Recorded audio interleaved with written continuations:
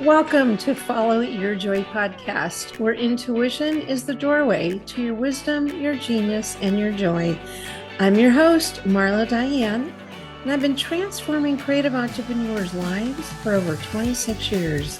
Through 2 businesses as a success coach and a business strategist, and prior to that, an entertainment publicist and a talent manager for 2 decades. It's time to make joy your inner GPS for life and business decisions rather than lean on your logic and reason first. You'll not only be following what is most authentic to you and for you, but you will live the beautiful life that's meant just for you. You'll come to learn that following your joy is a life and a business strategy. Listen in for inspiring entrepreneurial stories and solocasts that illuminate how by trusting your intuition, you'll create a fulfilling result. Want to learn how to access, trust, or up-level your intuition? Join me in the conversation to find out how. Hello, creatives! It is Marla with Follow Your Joy. Instead of doing what I normally do, which is kind of lead into my guest by giving you, kind of a Marla-ism or some sort of inspirational thing. And I'm not going to do that today because I know you're going to get pretty darn inspired by my guests. Lots and lots of great info here. So I have a thought leader who will educate you, entertain you, and motivate you to care more about the environment, meaning in your own backyard, literally. When you enjoy working in your garden to make it beautiful and healthy and robust, all of that leads to the condition of our environment globally. This creative, empowering woman I'm about to introduce you to is also a dear friend and a client who I admire and adore. We met via a mutual friend back in 2017. She's been a loyal client since. We meet monthly for money legacy coaching to enhance her business, her family, her relationship with money, all that good stuff y'all have heard about. She is Kathy Kellogg Johnson, Chairman of the Board and Director of Sustainability for Kellogg Garden Products. The company is a 4th generation privately held family company going on its, drumroll, 100th year in business. Yeah, amazing to me. She's the 3rd generation Kellogg who came into this career after her father passed away at 59 years old. She's highly dedicated to carry on the family legacy strongly by being still involved 30 years later. So I'm delighted to bring you Kathy Kellogg Johnson. Welcome. Thank you, Marla. What an introduction. Wow. I feel so flattered. I think I'm blushing. I'm so glad no one can see. Well, it's all true, right? It's all true. Let's give the listeners a feel for what Kellogg is, its purpose, and a glimpse in your story, what led you to being passionate and purposeful about the environment. Well, yes, Kellogg Garden Products was founded in 1925, so we're almost at 100 years, getting very close. Starting out, even as a little child, I didn't have much appreciation for what it was that my father did or undertook. I just knew he smelled really bad when he came back from the composting fields, right? Okay. He'd be covered in mud and that's kind of all I knew at a very early age. At another time, and I think I actually say this story in my TED Talk. So if anybody wanted to go and see that, we could, link them up. I was gardening and of course pulling weeds with your parents. How fun is that? I was also planting trees, and my father said, pull this bag of compost over to the fruit tree. And I'm like, Dad, come on. Why do you pour dirt on dirt? This is dumb. Why do you have to do this?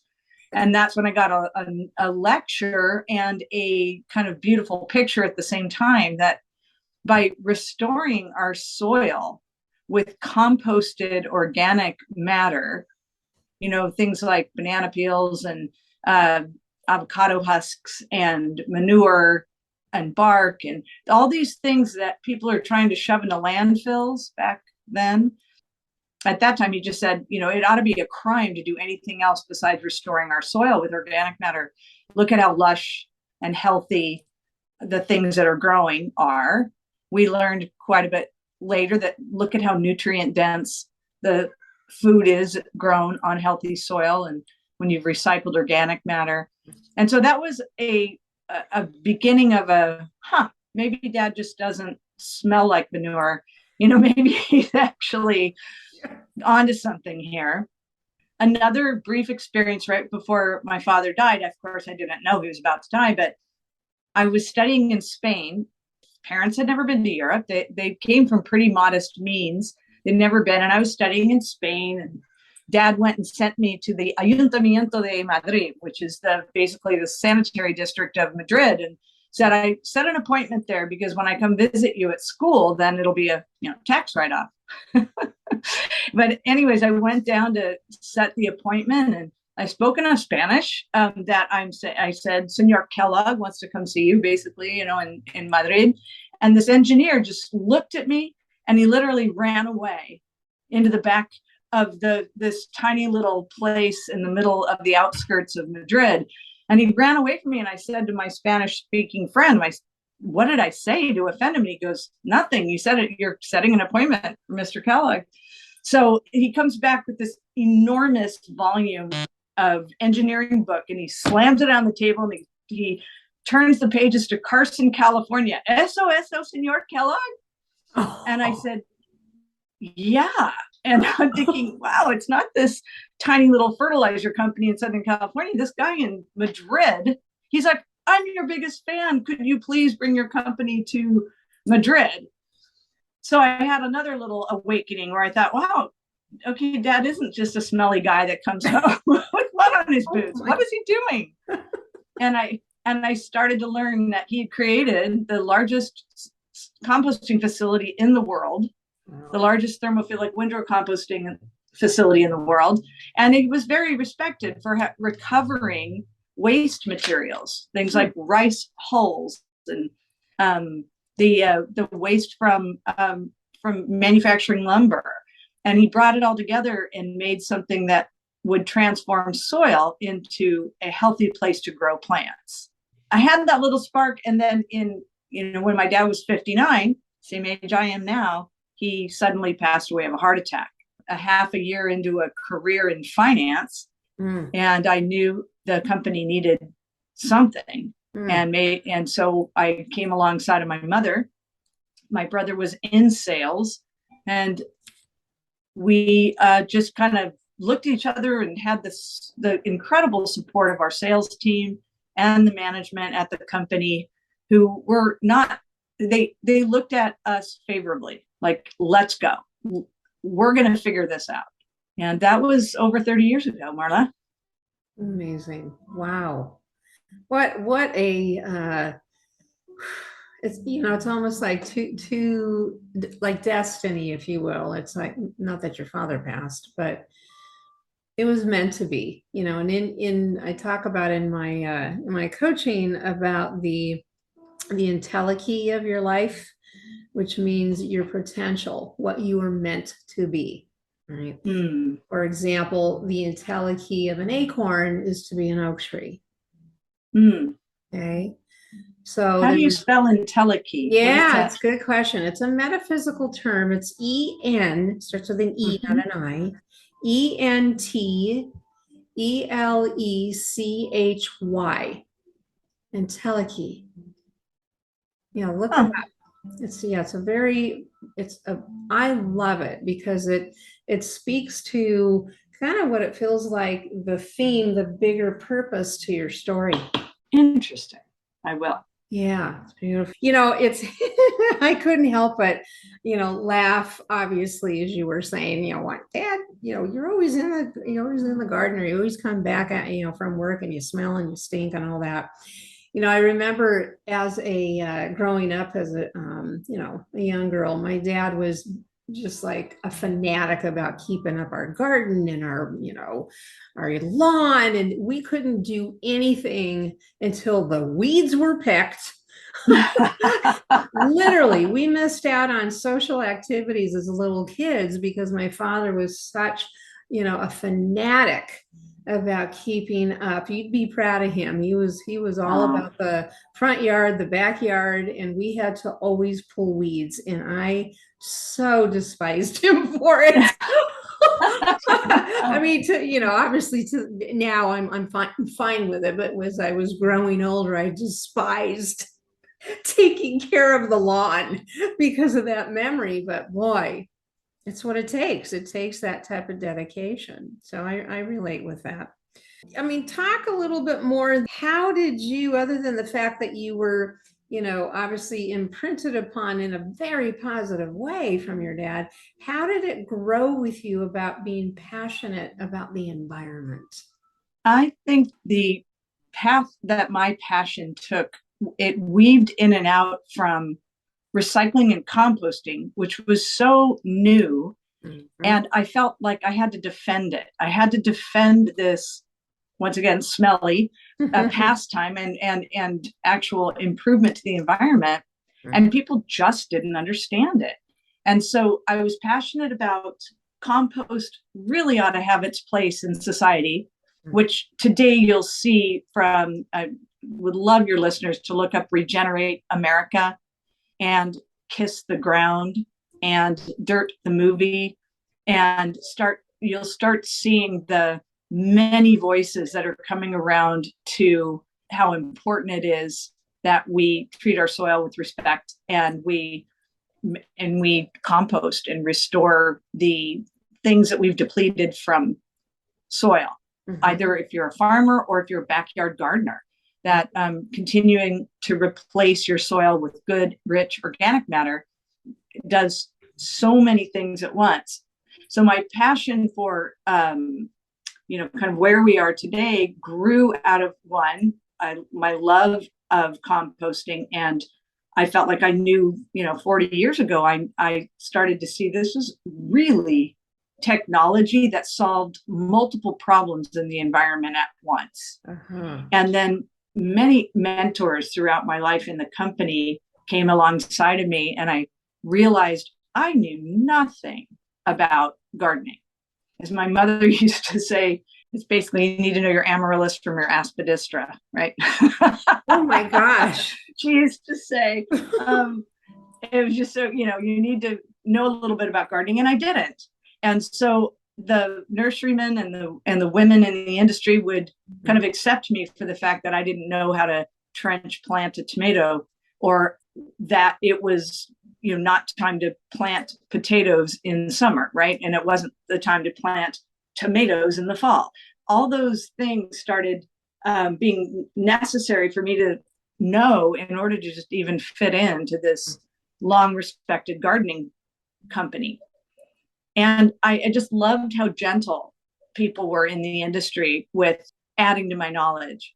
And then it caught on, kind of like a spark is just fanned into a flame, where now I am an avid gardener. I love kind of how I love relating to plants. I really have come all the way to a kind of a strange position, but it isn't strange to me that I do believe that the trees and the plants are talking to each other. They're wiser than we are. They live longer than we do. They provide such value for us. Yep. And then as I study and more knowledge, I realize that, it's through the mycelium, the, mycorrhizal fungi, trees are actually documented to communicate over hundreds of yards, even miles away. Groves of trees that have been planted, daughters of trees that have been dropped by a bird. They communicate to one another when a disease is present or a predator is present. And their defense, they actually create defense that you can measure in terms of the chemicals in the tree. And there's no other way they could have gotten that message except for traveling through the mycorrhizal fungi. So the fact that trees communicate in a way that humans can't understand Mm-hmm. makes me so happy.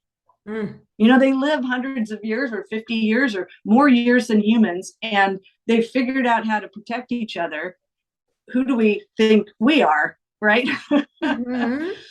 So here, if we can treat our earth with, you know, the respect that comes from really noticing what's best for it, Mm-hmm. and then doing what's best for it, I began getting very, very passionate about every area that touches upon the earth, the air, water, soil.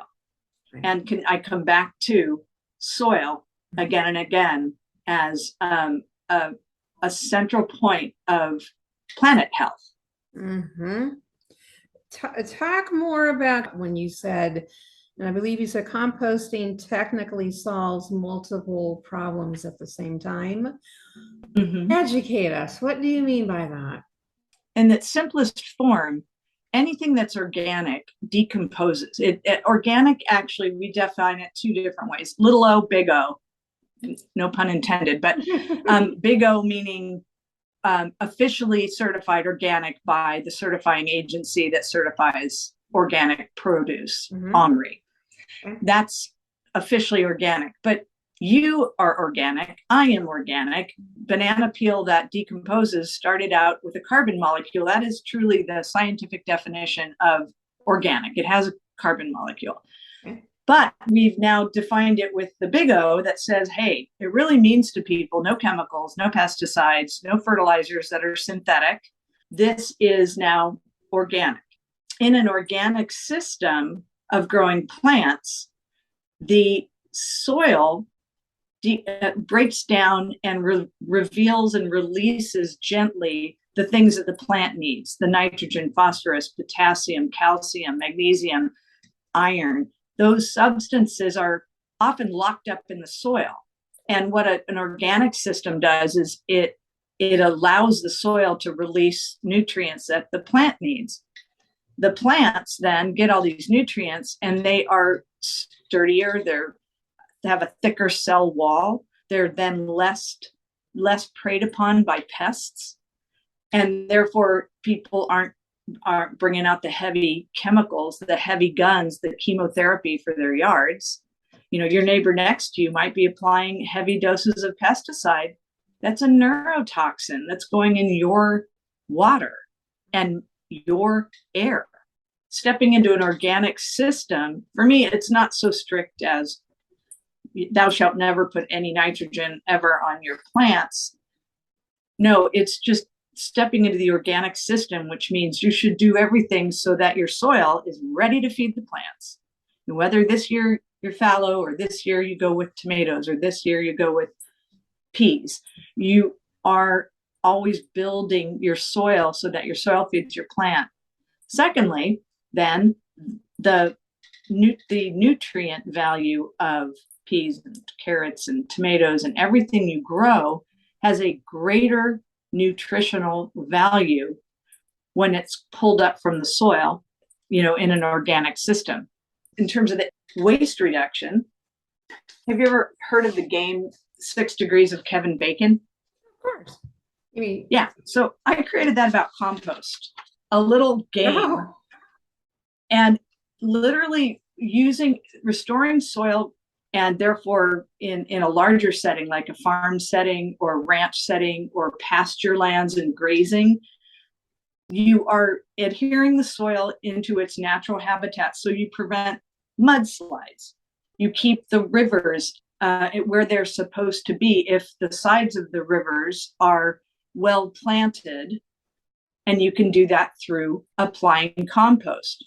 The fields that are normally impacted and packed with tractor equipment and farm equipment, if instead you apply compost, you free up the soil and make it more friable, and make the in the case of crops, of course, you have more abundant crops. You prevent the food deserts and the famine that results when you have food deserts. There's two meanings of food deserts: when you have soil that's depleted and not growing food, it perpetually puts you in a downward spiral to create a desert. That topic is desertification. So if you use compost in order to restore the soil, you have a much greater chance of having a healthy pasture land or a healthy crop. In terms of like impacting waterways, navigable waters, oceans, rivers, when you have healthy soil that hangs onto the nutrients, then you don't have the nitrogen flowing into the river. Like the Gulf is polluted because of a high nitrogen, sometimes a high potassium, sometimes a high phosphorus, depending on what crops are being grown. If you let the chemicals just go right onto the crop so that the food grows, or the cotton grows, that same chemical doesn't just sit there. It runs into the rivers and runs into the ocean, and then it decimates the fish population because the algae blooms grow and they then deplete the oxygen in the ocean. Oh my goodness. And all of this upstream is preventable if the soil were treated with compost. That's amazing to me, because so what you're talking about, listen to this, everybody. It's like in your own garden, right? In your own garden. I mean, talk about, let there be peace on earth and let it begin with me. About let there be, health on this planet and let it begin with me. Is that in your own garden, you can be affecting on those many levels that you just explained, that the wellness of our environment. So give the listeners, and this is kind of a spontaneous question, for the beginners that are, obviously in fault of their own, they're maybe not knowledgeable on this or ignorant about it. I mean, I find it fascinating to learn this. As a beginner, what could somebody do in their own garden to at least begin to make an impact? That's a great question. And I go back to my original foray into this gardening company and the nice nursery owners in Manhattan Beach who, took me into the back room and go, here's what we're going to do. Here's the window box. What do you like to eat?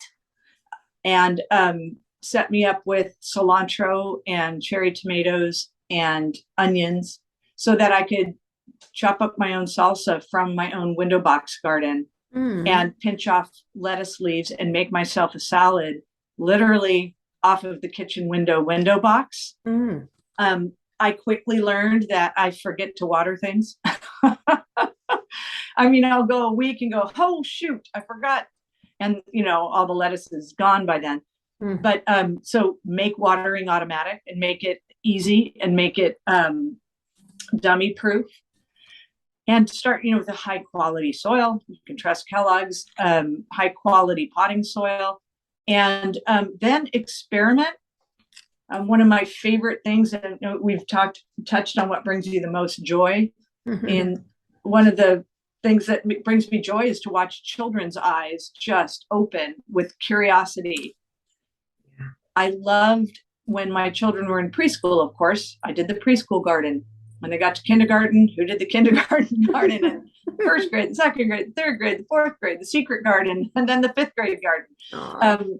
It was, what was lovely is to see children who were terrified of vegetables totally switch around and go, this is garden candy, Mrs. Johnson. This is garden candy. And they're eating a bell pepper. Boy, isn't that cute? At 4 years old. Yeah. And to have shocked parents. Yeah. Say, wait a minute. We're the Wonder Bread with butter. That's all she'll eat at home.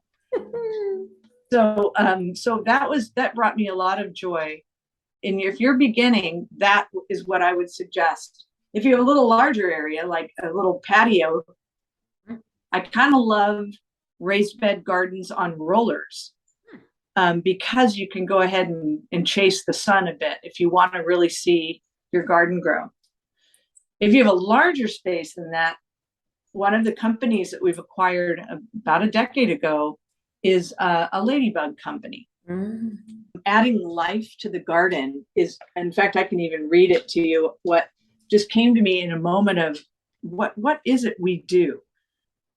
We are aligned with a vision of a non-toxic future where adding life to our gardens will be the norm, and harmful toxins can be reduced or eliminated from the food we eat and the beautiful gardens we enjoy.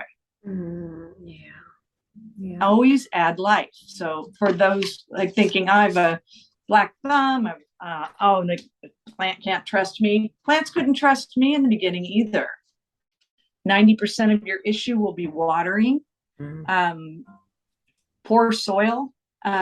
We can fix that with Kellogg's and Gardener and Bloom and Gardeners. We have quite a few brands of soil that we think we bring the finest ingredients to in order to make gardening easy for people so that they're successful. Always err on the side of add life. Okay, if something's not looking so great, look very carefully under the leaves and you'll probably see a pest. And then you can go after the ladybugs that and release them in your garden in the evening, and they will crawl up your plants and start eating those dreaded aphids or scale or thrips. That's amazing. I mean, it's just, who would have known, right? Ladybugs as a solution to potential challenges with your garden and the health of it. That's just incredible. Gateway bug. Instead of a gateway drug, it's a gateway bug to natural and organic gardening. Very, very good. So, I mean, you already kind of mentioned, your greatest joy, which obviously the theme of, the podcast about following your joy. And you mentioned already that, the greatest joy in a business is the positive impact on the environment. I mean, and you just gave us some, wonderful explanation of that. And you also mentioned, if there's anything else you want to add to this, is that you love seeing the dots connect, connecting to the dots when one set of activities impact the air, the water, the soil, and so forth, which you've done a beautiful job in explaining. If there's anything additional to add to what brings you the most joy in your work, is there anything else to add to that? What brings you the most joy? And it brings me the most joy to watch people develop into their roles and grow into a place where they're confident in their skills. I have the example, and I think Rena will let me share it, but this sweet young gal came as a temporary receptionist to Kellogg nearly 20 years ago.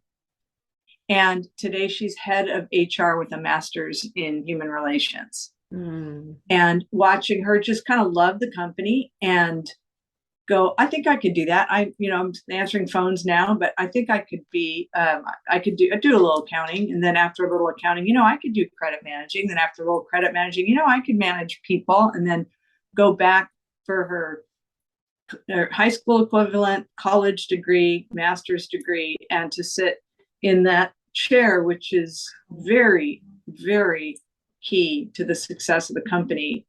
It gives me great joy to see her and to see many others in a job they love. Nice. Oh, yeah. No, that's wonderful.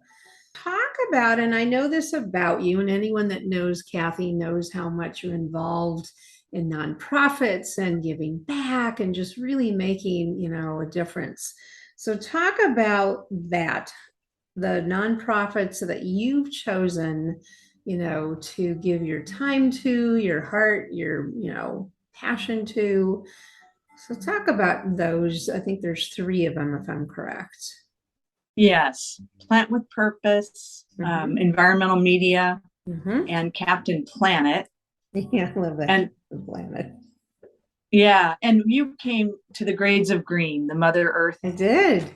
Award. Well, thank you for coming to that. Oh, and wonderful. That organization is actually convening again November 5th and honoring my friend Laura Turner. Oh, Seidel. yeah. But it is an organization for educating students, actually to coming alongside students who are already interested in environmental things, and then equipping them to, well, let's find out about that water pollution. Let's find out about that composting issue, or let's find out about recycling. And we're here to support you on your journey. So love Grades of Green. It's an international organization now with over 600 schools signed up. Yeah, I won't name all of them, but I'm on the board for a lot of organizations. Plant with Purpose is kind of where my heart lands. And, we couldn't even have a podcast long enough, Marla, for me to tell you what joy it brings me and what a secure feeling I have in this world because of the work of Plant with Purpose. I had to learn that, you go over, my first exposure was this high school age girl that was helping my Connor with homework. And she was talking about spending the summer in Tanzania and learning about double dug or French intensive gardening. And I'm like, how do you know what a double dug garden is?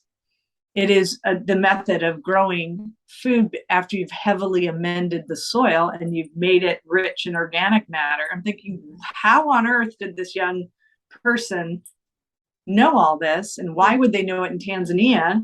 They don't even know it in America. Like, how is this possible? And that turned into a lifelong love for the work of Plant with Purpose, who they come alongside the most impoverished farmers on earth. They pick the communities by their drastic impoverishment, and they convene these community groups. People come from far and wide. They walk 2.5 miles or 5 miles in the morning to the group. They learn how they can make a business thrive, or how they can grow more carrots in their backyard, and then how they can sell them at the farmer's market, and then have enough money to buy their children shoes, which is a prerequisite for going to school in Tanzania and Burundi and Congo and Rwanda and Uganda. And to watch this transformation as people realize, I've got my own future in my hands. I can double my income. I used to live on $1 a day. Now I'm like rich with $2 a day. And I can see my way to make $10 a day. And I can see my way to buying a second business, a motorcycle I can use as a taxi to drive people up and down this very steep road to the village. I would stand there, with $50 in my pocket. And people ask, hey, all I need is $50. And I can, change my life. And you had to learn to keep your hands in your pocket and say, so how are you going to do that? How are you going to get $50 and build a cistern to water, to provide water for your village? And so then watching the wheels transform, and well, I really need concrete. Okay, so how are you going to get that? And what would you do? How would you assemble it?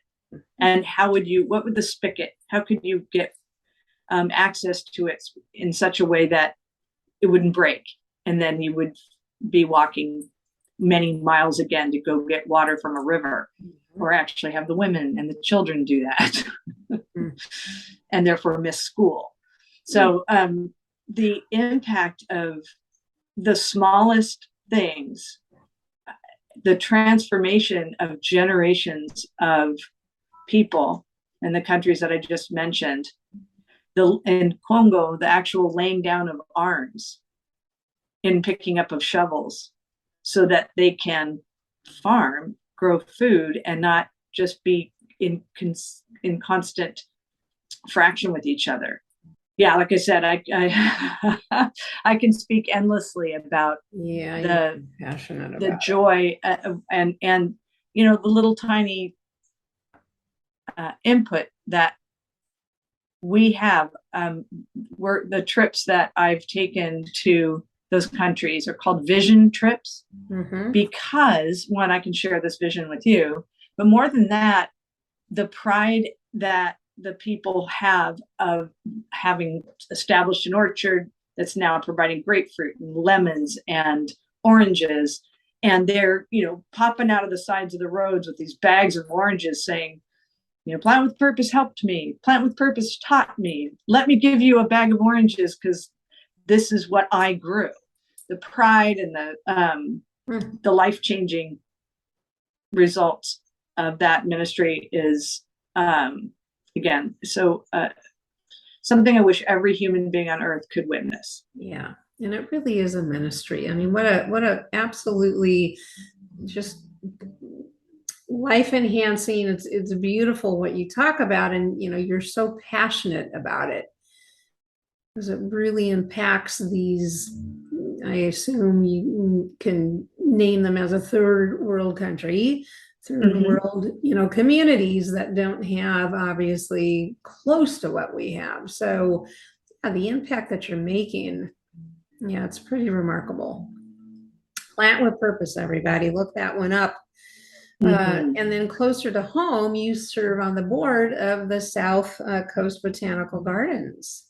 Yes, another story in regeneration. And it goes back to my parents.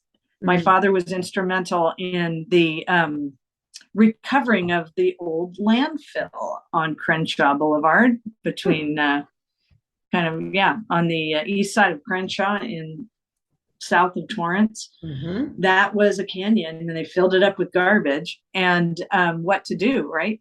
I think we're going to look back on landfills in our grandchildren's day, and our grandchildren are going to go, what were they thinking?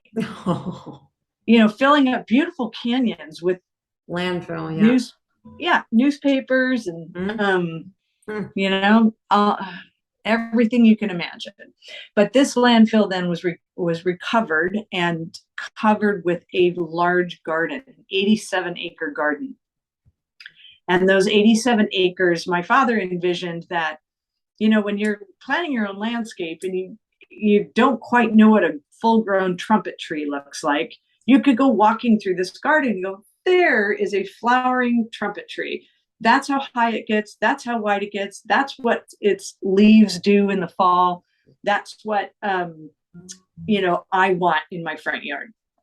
Coral trees. And they have a huge variety of everything that will grow in our area. And instead of buying a little 1-gallon pot at the nursery, of course, you still need to do that, and plant it in really well-amended soil, just saying. You can actually try it out by walking through the gardens and seeing these things growing. So back to that, my parents were very instrumental at the beginning. And then fast forward to right now, the leadership at the garden is tremendous. 3 women, CEO, the COO, and the CDO, they are raising funds to build parts of the garden that are incredibly educational. The rose garden is incredibly beautiful, great place for a wedding. But the children and family garden breaks ground this fall. They have county funds and city funds and private funds, and they are going to have a all access garden experience where people they actually will walk through the plexiglass of the garbage that they are actually descending into, this former canyon and former mine of diatomaceous earth, and then come out into a hummingbird plaza and a pollinator pathway, have a raised walkway through these giant Morton fig trees that are specimens like nowhere else in the world. There's not another grove in the world that's that spectacular. So, with the big roots on top of the ground that people climb on. And there's been a lot of commercials and televisions shot there, but the garden is really a gem. They used to call it a secret gem of the South Bay. And when I started on the board there, I just kept asking, why? why secret? So thank you for giving people the ear. They have a beautiful spider exhibit now. Instead of the butterfly, they installed a butterfly exhibit, a staghorn fern exhibit, of course, the gorgeous rose garden. And then they're having a beautiful light show this holiday. Oh yeah. Isn't that every year? The light This is show? totally different. This will Oh. be the only one in the United States, Oh. but it is, check out their website, southcoastbotanicgarden.com, and you'll see probably tickets are coming available right now. Okay. Well, I'm a member, so I'll keep a lookout. Woohoo! I know. That is, I don't know. That's Well, we should go together. well, okay. Let's do it. Sounds good to me. With the theme, of the podcast, it's all about following your joy, listening to your intuition, because our intuition, as you know, after our, 7, 8 years of knowing each other, is that when we listen to our intuition, which leads us to our joy, it also leads us to a fulfilling result, because when we follow that guidance, it's always meant for us, our evolution, our growth, our personal growth. So share a quick story, which I believe it has to do with Plant with Purpose. When you, and I know you have many of them, when you listen to your intuition, that led to a joyful, fulfilling result. I think it had to do with putting together the work of Plant with Purpose and linking Kellogg. Yes. Yeah. Yeah.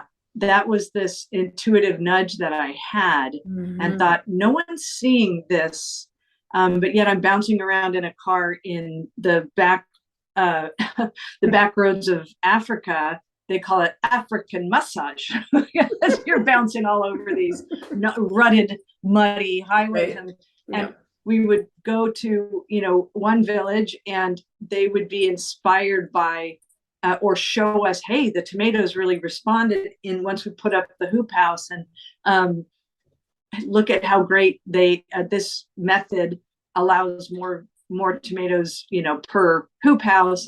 And then we would go to the next village, and here they were starting out maybe at a more primary stage, and we'd say, the village down the road really had some success by this method, and they would eagerly come together over that, and they would improve their yield. I saw the same connection with the way Kellogg salesmen had been serving the nursery industry for, at that time, 75, 80 years. They had done that same thing. Hey, this is really working for Ralph over in the City of Commerce, and we're seeing people really coming alongside of this, potting soil and this set of plants, and they're putting colorables together this way. So there was this linking of ideas, non-competitive, right? They're not competitive. Everybody needs to grow more food in Africa, and in the nursery industry, creating more beautiful concepts, creating more healthier nursery industry is something that I saw us connecting. It took a while for me to sort of explain that why this was so in our wheelhouse. This, this charity that is also benefiting the broader society by sharing knowledge.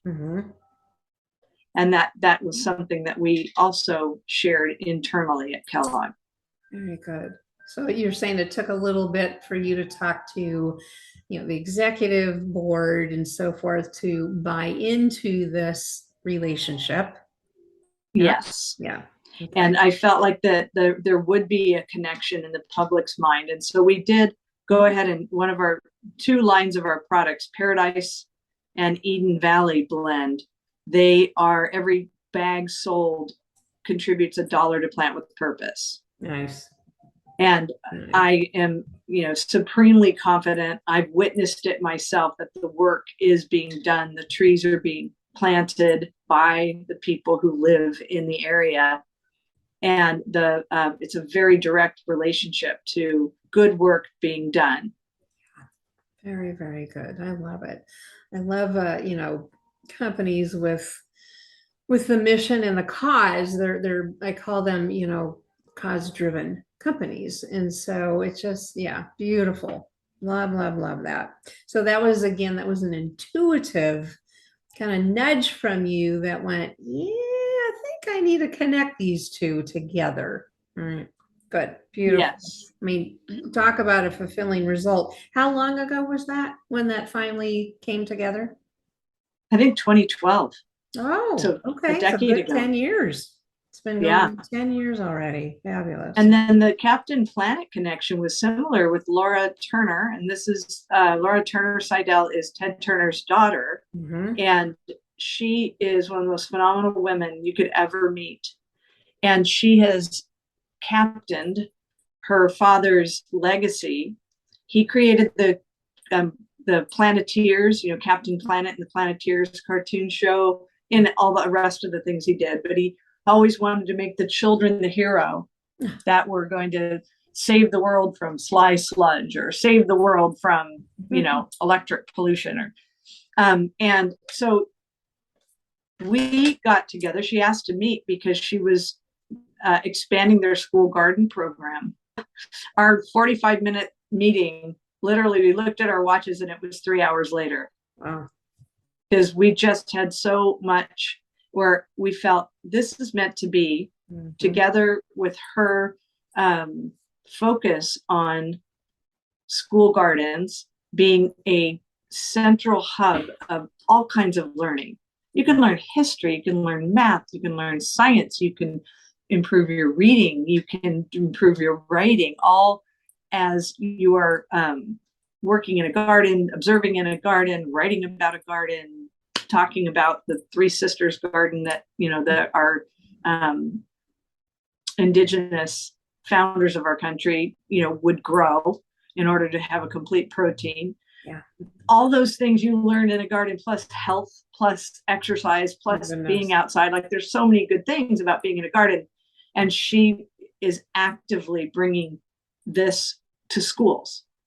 Very complete package.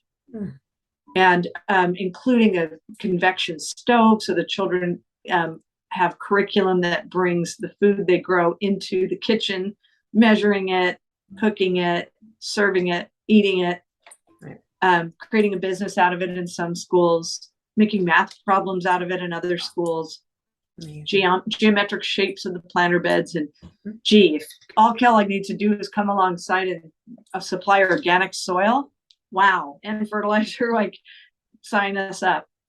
So they at the beginning, when we were just barely in the Atlanta marketplace, they bought our products, and therefore every school garden in the Atlanta area would have our classic striped yellow bag in the schools. And then the parents appreciated the donations, and it grew from there. And that was that nudge. It's like, this is important. I know we don't have any recognition in Atlanta, but guess what? I think this is a really good direction to try.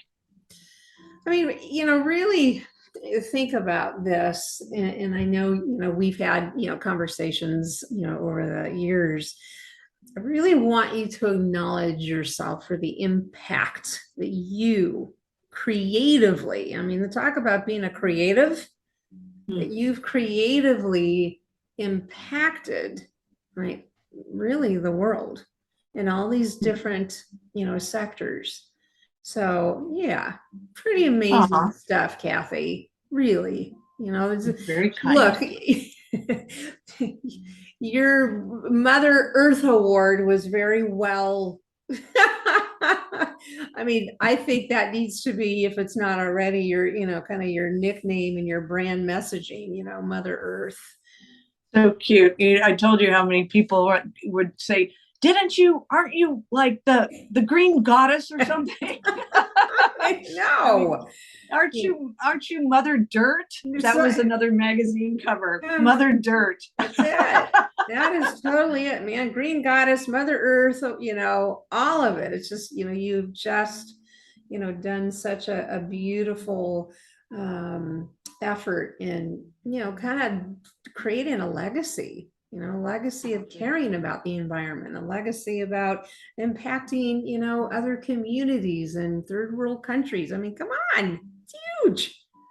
That's huge. Beautiful. Let's let's kind of wrap this up with just a really simple piece of advice to our creatives that are listening. What would be that? Think about what would be that one tip of advice. It's fun to reflect back because I have a long career.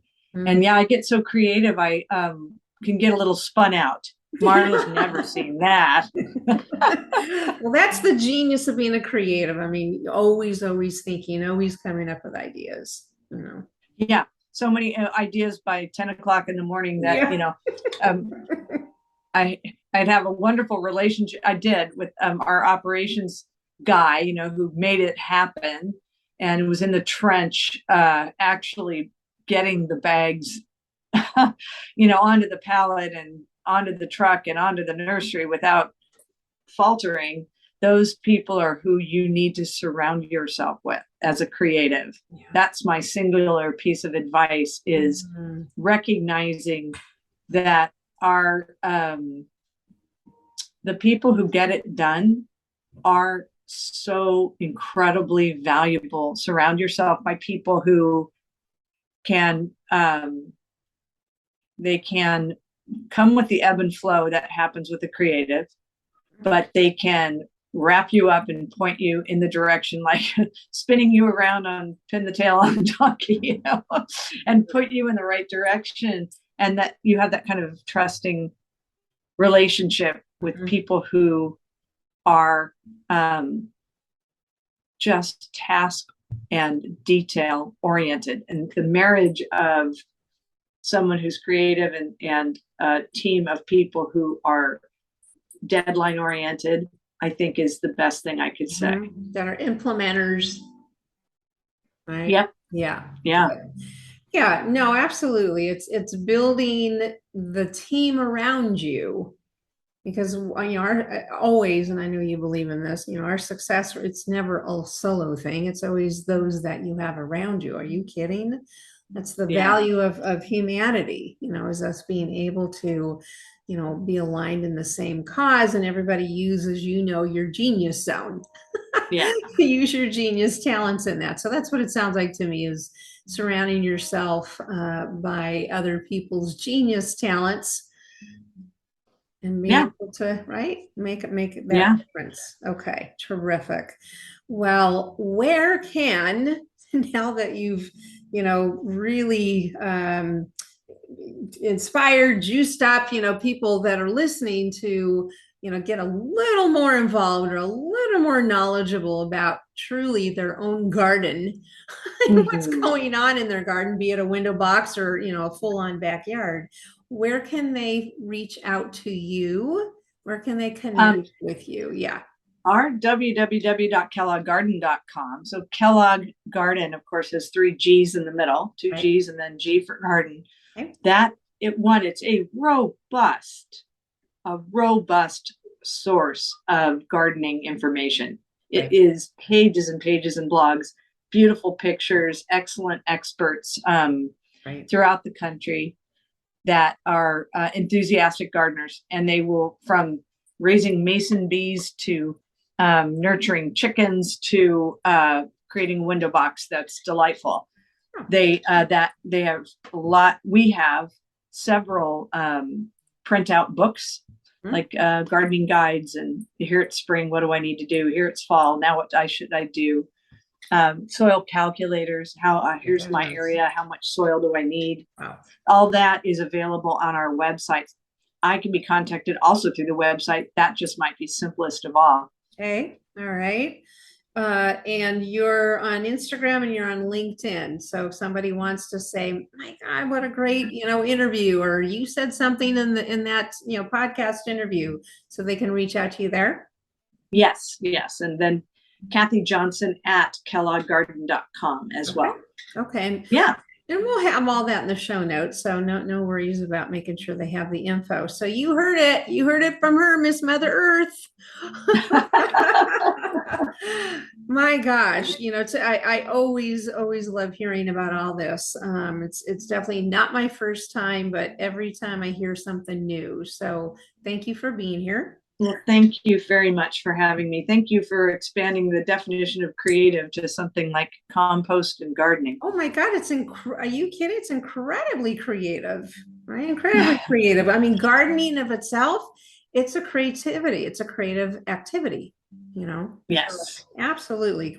Creativity, everybody, and I've said this many times, it's not exclusive to the arts. It's part of being creative, but look at AI, VR, XR, the metaverse. That's all hugely creative. That has nothing to do with the arts, except for the ones that design the visuals. So yes, gardening and coming up with solutions around gardening or solutions, period, is highly creative. Yeah. That's wonderful. Yeah. All right, everyone. So you heard it here again from our Mother Earth Green Goddess, Kathy Kellogg Johnson. Yeah. Until next week, as you work and live and garden, always follow your joy, because success leaves you clues. All right. Take care. See you next week. Thanks for listening in. You can find more entrepreneurial stories and resources at marladiane.com. And while you're there, enjoy my 3 free downloads to up-level your business and your life. How about you take a screenshot of this episode and tag me on Instagram by sharing your highlights of what you learned today? I'd love to connect there with you. Until next episode, take care.